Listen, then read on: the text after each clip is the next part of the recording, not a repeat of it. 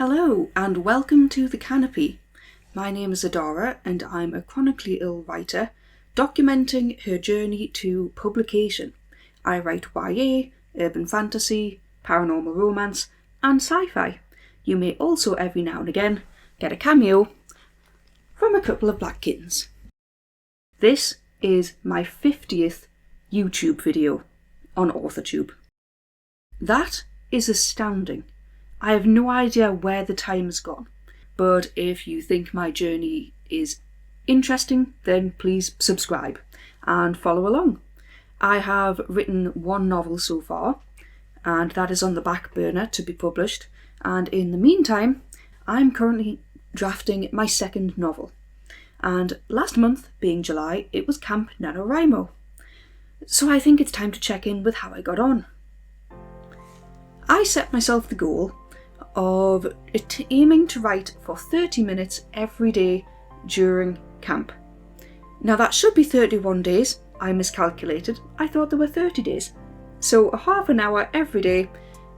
It should have been 930 minutes. In total, I aimed for 900. But meh, it worked. And the goal behind that wasn't to knock something out like a full 50,000 words like for real NaNoWriMo. The goal for this was to try to re-establish a writing habit. I had spent so long doing the final rounds of edits and some formatting for my first novel that I really needed to just get back into the idea of sitting down and writing words. And it is my New Year's resolution to finish writing the first draft of the second novel, which is a sequel to the first novel which I've written. So to achieve my 30 minutes every day, it didn't exactly work out being 30 minutes every day. Some days it kind of was, some days things cropped up and I majorly had to put it off, and then I had to jump in and do a lot more to kind of build up where I was at. I'm happy to say that I did finish CampNaNo. Did it give me comparisonitis? Yes. On the last day of July, people were posting, I achieved 80,000 words, I achieved 20,000 words, I achieved 50,000 words. And what did I do? I did just under 10,000 words. But I did do what I set out to do. With my chronic illnesses, I do have a limited amount of energy. Before headaches start creeping in, I get too tired, and building that around everything else going on, including looking after 2 kittens, I think I did pretty good. So I'll take that. You can see from the first parts of the month, the first week was essentially a washout.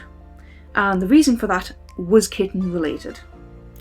My 2 kittens, Karibo and Thelonious, turned 6 months old on the 4th of July. And then on the 5th of July, because they were then kind of old enough, they went to be microchipped and neutered. I had heard from many people that they would be drowsy, docile, not want to move around a lot, and to make it so that you had to kind of contain them so they weren't going to jump around or move a lot for about the first 7 days or so after they had had the surgery. Mistake number 1 was the vet told me that they wouldn't need a cone. They did. So, in true sci-fi loving style, I bought them cones which looked like the universe. It was space themed, and that was cute. Second was I had bought 2 small pens to put the cats in. And one of them managed to tear their way out of the pen. The other one managed to make theirs into a beach with cat litter everywhere and pouring all the water out of his water dish. And then so we had to move them into a tent that we have, like it's a fabric mesh tent that we normally use when the cats are outside to keep them safe. Unfortunately, they were quite hyper from whatever the painkiller was that they were taking, and they were the complete opposite of sedative. So they were literally hanging from the roof of this tent, and quite often it would be brought down on top of them. So around about my 7 days, my first days were spent downstairs, morning and night, trying to make sure the tent didn't collapse down on top of them. Then we bought a couple of cages quite large dog cages to put them in at night time so I could get some sleep upstairs in bed. After that, I was behind by around 3 hours, and that is where live writing sprints on YouTube really came in clutch. I was able to catch up on my target a lot. And that became a bit of a theme. Whenever something happened, for example, a medical appointment or a flurry of medical appointments came up for me or other people in the household, I would take time off to deal with it, and then I would come back with a vengeance and hop in to various other writing streams. And it worked. So I'm thinking maybe if as long as I keep up that level of dedication, I'm still on track to finish this novel by the end of the year. It is my New Year's resolution. I'm not as far through it as I wanted it to be, but I'm almost there. I've also made the decision this month to cut 2 chapters out of my novel plan.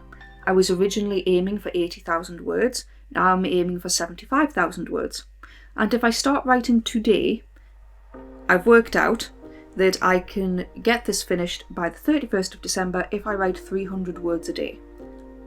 I had originally plotted out for 333 words a day based on a calculation of the original 80,000 word goal.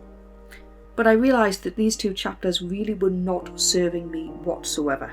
They weren't good, they weren't adding much to the novel, they would have essentially just been a lot of fluff. They weren't doing much. So I've picked out the important details from those 2 chapters and I've managed to shoehorn them into the ones coming up. And I think that works in terms of pacing a lot better. It was always going to change in revisions, I do it now, fair enough. Also, I've decided to start tracking my time worked as well as the words, because I am a planner and a plotter, and I think that time needs to be acknowledged. Even when I decide that I would like to... Okay, cat interruption. This may happen quite frequently. Oh, yes, it will. So I have plotted every single one of my chapters out beforehand. However, I do like to just then address what happens scene by scene when I get to the point of writing that chapter. So before I start every chapter, first of all, I have to go back, see what the characters were doing in their particular scenes. This book is going to be multi-POV, so there's a lot of stopping, rereading, getting back into the headspace of the new character, and then I have to rearrange the notes that I have for the chapter in chronological order to fit the dates that I have written down. And that takes some time to split what I want to write into scenes. But it works, and I'm getting there. And it does take me a lot of time. It means I'm writing this much slower than most other people do. This would have been a fair bit quicker if I had only had one main point of view character like I did in the first novel. But I think this one deserved the 2 protagonists. I've said that before, and I will maintain that this is a 2-person story. It really is. And that's it on the writing front. The other thing to mention is, for a long time, I've been on Twitter. Threads suddenly burst into existence. Am I the biggest fan of it? Not really. I go there, I do my duty, I kind of replicate whatever I was going to put on Twitter. I find the lack of hashtags quite poor. But to do that, to create a Threads account, I needed to create an Instagram account.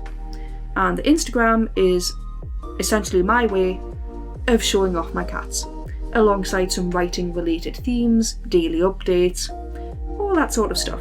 So if you like the idea of following what I'm up to day to day, 2 black cats as well, then you can follow me now on Instagram and Threads at Adara Spence Writer. And that's it for today. I have to go now, as I have novel 2 to write, as I continue to write my story. One day at a time.